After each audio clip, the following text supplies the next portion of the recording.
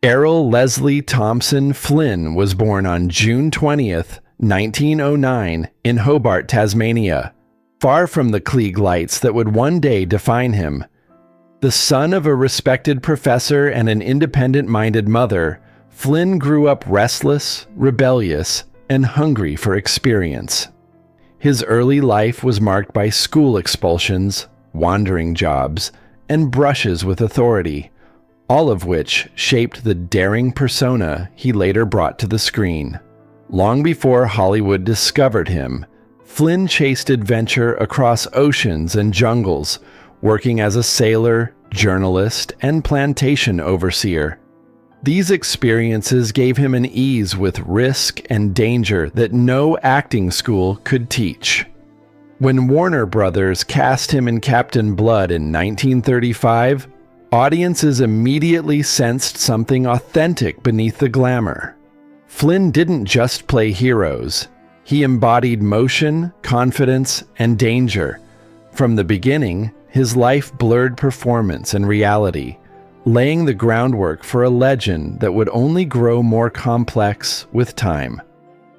Stardom, swagger, and the public image.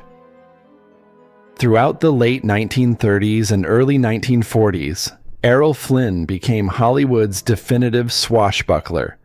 Films like The Adventures of Robin Hood, Dodge City, and The Seahawk turned him into a global symbol of masculine daring and romantic charm. His effortless swordplay, athletic grace, and playful defiance created a screen image few could rival.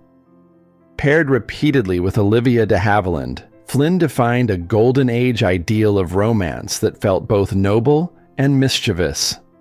Off-screen, studios carefully reinforced this image through publicity, photographs, and carefully curated relationships. The era demanded stars' projects certainty and conformity, especially male leads. Flynn leaned into the role with enthusiasm, appearing larger than life in interviews and public appearances. Yet even as he became synonymous with confidence and excess, those closest to him hinted that the persona was only part of the story. Hollywood loved simple myths. Flynn, as time would reveal, was anything but simple. Personal life and public scrutiny. Flynn's private life became as famous as his films, often attracting headlines that blurred truth and exaggeration. His marriages, divorces, and legal troubles fueled public fascination, reinforcing his reputation as reckless and untamed.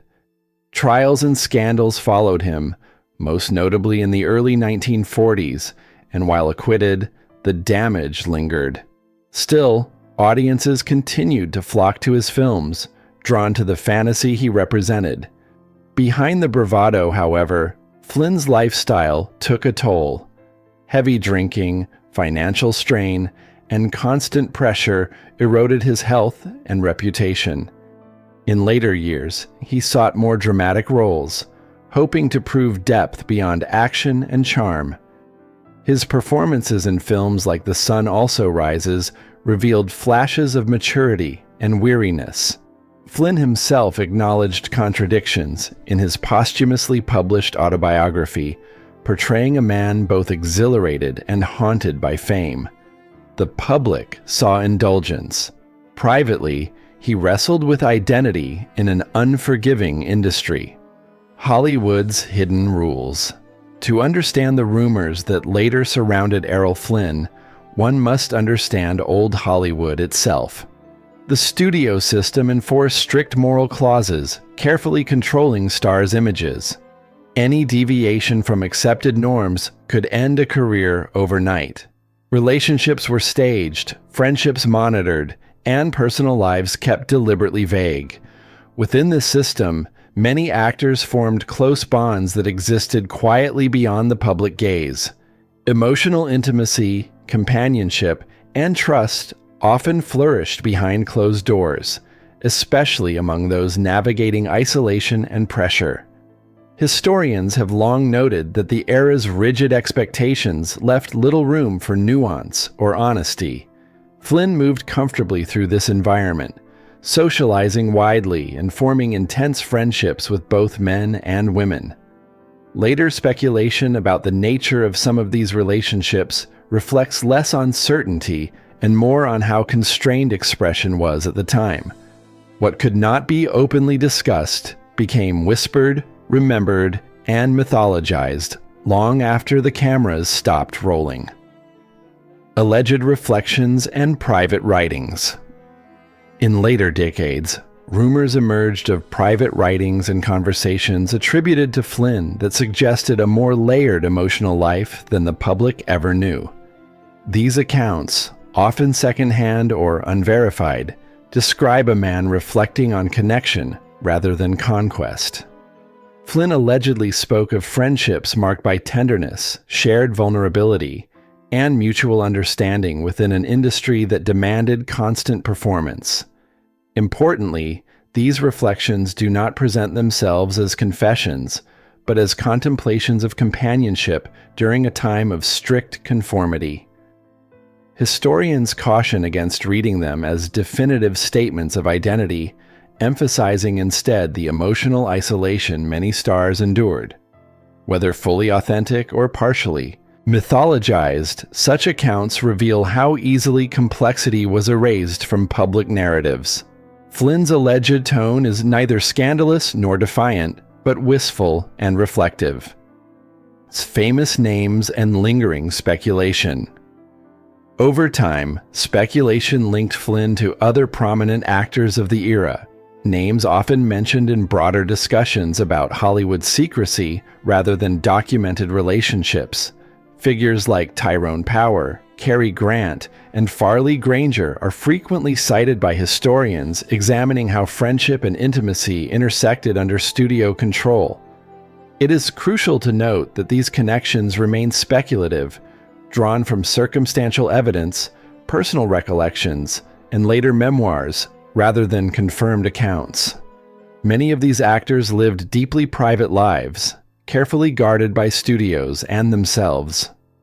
Modern scholars stress that applying contemporary labels retroactively oversimplifies a far more complex social landscape. The real story lies not in identifying who loved whom, but in recognizing how limited self-expression was at the time. Jamaica and the search for peace.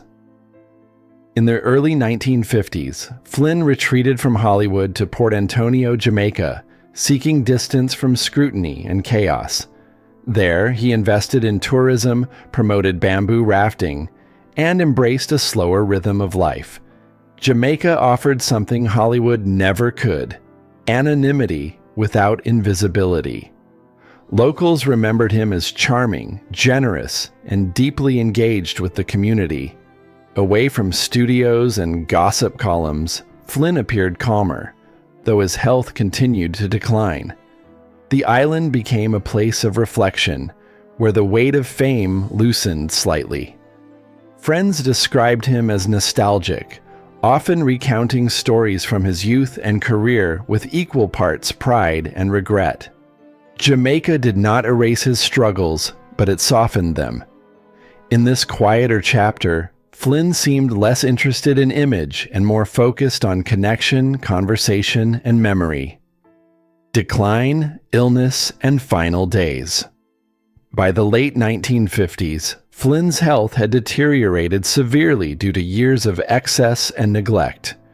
Financial troubles compounded his physical decline, forcing him to lease his beloved yacht, the Zaka, in a last attempt to regain stability. In October 1959, while in Vancouver for business, Flynn suffered sudden, intense pain and sought medical attention. Despite brief improvement, he collapsed and was rushed to the hospital, where he died at just 50 years old. The official cause was a heart attack, exacerbated by advanced liver disease and coronary conditions. Witnesses recalled his final hours as reflective rather than frantic. He spoke openly, declined alcohol, and appeared aware of his fragility. His death shocked Hollywood, closing the chapter on one of its most enigmatic figures. Legacy beyond the myth. In the decades since his death, Errol Flynn's legacy has evolved beyond sword fights and scandal. Film historians now view him as a symbol of Hollywood's contradictions. Glamour paired with confinement, freedom projected but rarely lived. His life invites reconsideration of how identity was shaped, suppressed, and performed during the studio era. Stories about his private world, whether factual or exaggerated, point to a deeper truth about the cost of fame in a rigid system. Flynn was neither purely reckless nor purely misunderstood. He was human, navigating expectation, desire, and survival in an unforgiving industry. His children, grandchildren, and cinematic descendants continue to carry fragments of that legacy forward. Today, what his story really reveals. Ultimately, Errol Flynn's story is less about secrets and more about silence. It reflects an era when authenticity was dangerous and conformity was enforced with contracts and fear. Whether the rumored reflections attributed to him are fully accurate matters less than what they symbolize. Many stars of classic Hollywood lived layered lives, forming connections that history never officially recorded. Flynn's legend endures because it captures both the thrill and the cost of fame. He embodied freedom on screen while privately navigating restriction. His life reminds us that behind every polished image is a human being shaped by circumstance. In revisiting Flynn today, we are not uncovering scandal, but restoring complexity.